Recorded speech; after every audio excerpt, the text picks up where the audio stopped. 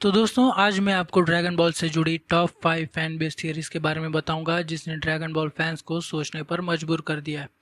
तो चलो यार शुरू करते हैं।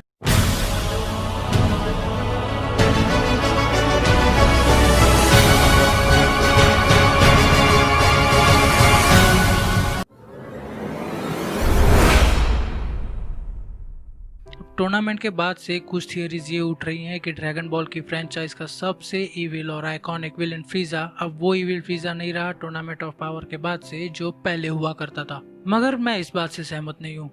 हम यहाँ उस चालक फ्रीजा की बात कर रहे हैं जिसने कई प्लैनेट्स को डिस्ट्रॉय किया और काउंटलेस लोगों की जानें ली, क्योंकि वो हमेशा अपने बारे में सोचता है, किसी और के बारे में नहीं। तो अगर बात करें टूर्नामेंट ऑफ पावर की, तो यूनिवर्स 7 अगर टूर्नामेंट हार जाता तो गॉड ऑफ डिस्ट्रक्शन के साथ साथ पूरा यूनिवर्स ही वाइप आउट हो जाता, जैसा कि बाकी सब। और अगर वो साथ देता है, जो कि जाहिर है उसने दिया, और यूनिवर्स 7 जीत जाता है, तो उसे फिर से जिंदा किया जाता। अब फ्रीजा जैसा कोई भी इस मौके को जाने नहीं देता, इसलिए उसने टूर्नामेंट ऑफ पावर में यूनिवर्स 7 के लिए गोकू और बाकियों का साथ दिया। मगर ये कहना कि अब वो सुधर गया है, ये तो गलत बात होगी। और यकीन मानिए, फ्रीजा जैसा कोई भी इविल विलेन कभी अच्छा नहीं बन सकता, कम से कम इतनी आसानी से तो बिल्कुल भी नहीं।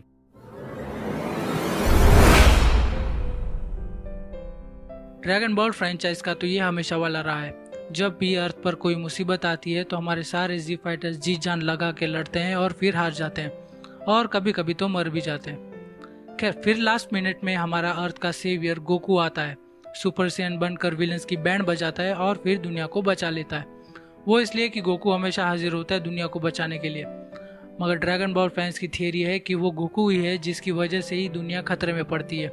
Well, at least most of the times, क्योंकि वो गोकू ही है जिससे लड़ने के लिए शो के सारे विलन्स मरे जा रहे हैं लड़ने के लिए।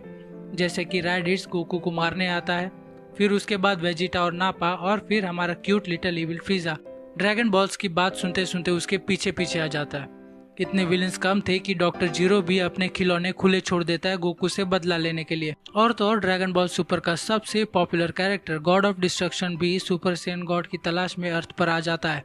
अब इसमें गोकू का कोई दोष नहीं है, वो है ही इतना पावरफुल कि कोई भी विलन खुद को गोकू से मार खाए बगैर रह नहीं सकता। Wherever he goes trouble follows. अब इस पर जरा सोचकर बताना कि गोकू अगर अर्थ पर एग्जिस्ट ही नहीं करता, तो क्या सारे विलेंस अर्थ पर आते?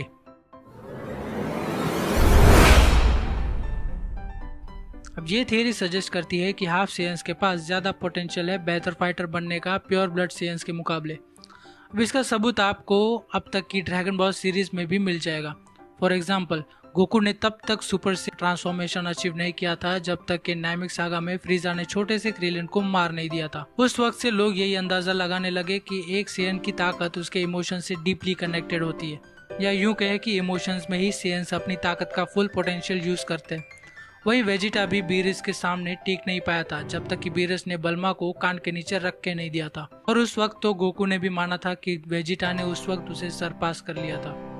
मगर वहीं दूसरी तरफ गोहान ना कि सिर्फ सुपर सैयन बल्कि सुपर सैयन 2 भी अचीव कर लिया सेल सागा में। और इन छोटे से शैतानों ने तो बू सागा में सुपर सैयन 3 लेवल को अचीव कर लिया था। अब वो फिर चाहे फ्यूजन ही क्यों ना हो। और तो और गोकू की ग्रैंड डॉटर पैन ने तो चलने से पहले उड़ना ही सीख लिया, और वो शायद इसलिए क्योंकि ये हाफ ह्यूमंस हैं जिनमें इमोशन सैयन रेस से ज्यादा होते हैं। एक तरफ सैयन की पूरी रेस में गोकू से पहले कोई सुपर सैयन नहीं बन पाया था, क्योंकि माना जाता है कि वो कोल्ड हार्टेड वॉरियर्स थे जो सरवाइव करने के लिए पूरी की पूरी सिविलाइजेशन और प्लैनेट्स को बर्बाद कर दिया करते थे, जिसकी वजह से उनकी पावर्स बंदरों तक ही सीमित रहती थी।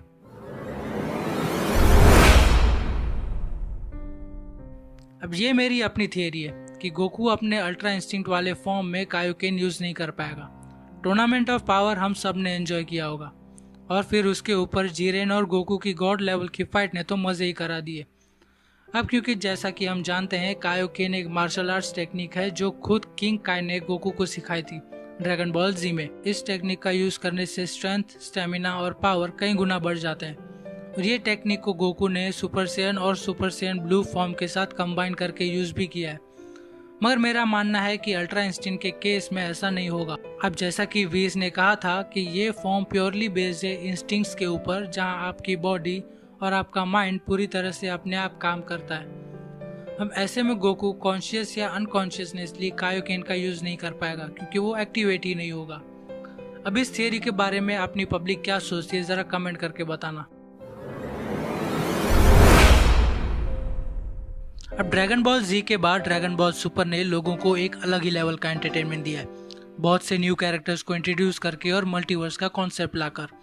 ड्रैगन बॉल सुपर में तो ये भी दिखाया गया है कि यूनिवर्स 7 और यूनिवर्स 6 एक दूसरे से मिलते जुलते हैं, मगर इसी के साथ कुछ ऐसी ही थियरीज को हवा मिल रही है जहां ये दावा किया जा रहा है कि यूनिवर्स 6 के सेयंस काबा, कैलिफ्ला और केल यूनिवर्स 7 के गोकू, वेजिटा और ब्रोली का काउंटर पार्ट है, क्योंकि इस थियरी को टोरियामा ने खुद कंफर्म करके कहा है कि उसने इंटेंशनली यूनिवर्स 6 के सेयंस को यूनिवर्स 7 के सेयंस के पैरेलल बनाया। एक तरफ जहां गोकू और काबा में आपको कई समानताएं दिखेंगी, वहीं दूसरी ओर कैलिफ्ला और वेजिटा का एटीट्यूड आपको सेम दिखेगा। और फिर केल और ब्रोली के बीच क्या समानताएं, ये तो मुझे बताने की भी जरूरत नहीं है, आप लोग खुद ही समझदार हैं। तो दोस्तों, ये थे हमारे top 5 juicy fan made theories. आपके पास भी अगर कोई ऐसी इंटरेस्टिंग थियरी हो तो मुझे कमेंट करके बताना। तो दोस्तों, इस वीडियो को यहीं ख़त्म करते हैं। अगर आपको ये वीडियो पसंद आए तो लाइक कर देना, नहीं पसंद आए तो डिसलाइक कर देना, चलेगा यार। बट आप भी मेरी तरह अगर ड्रैगन बॉल के फैंस हैं तो चैनल को सब्सक्राइब ज़रूर कर देना, क्योंकि मैं ऐसे वीडियोज़ आपके लिए लाता रहूँगा। तो आज के लिए बस इतना ही, तब तक के लिए सायोनारा।